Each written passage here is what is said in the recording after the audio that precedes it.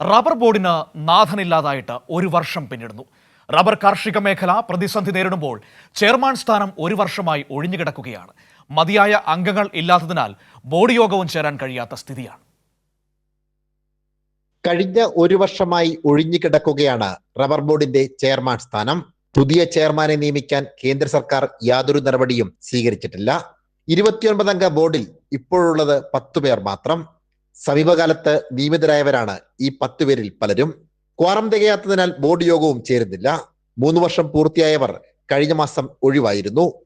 യോഗം ചേരുന്നില്ലെങ്കിലും കാര്യങ്ങൾ നടക്കുന്നുണ്ടെന്ന് മുൻ ബോർഡ് അംഗവും BJP നേതാവുമായ എൻ ഹരി.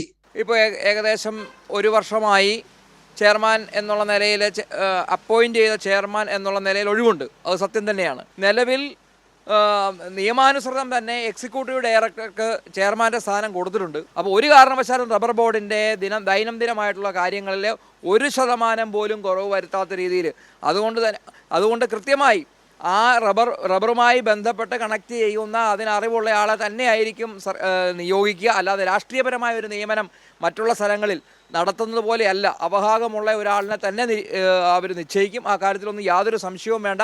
ചെയർമാനായിരുന്ന സാബർ ധനാനിയ ഒരു വർഷം മുമ്പേ കാലാവധി പൂർത്തിയാക്കി മടങ്ങി.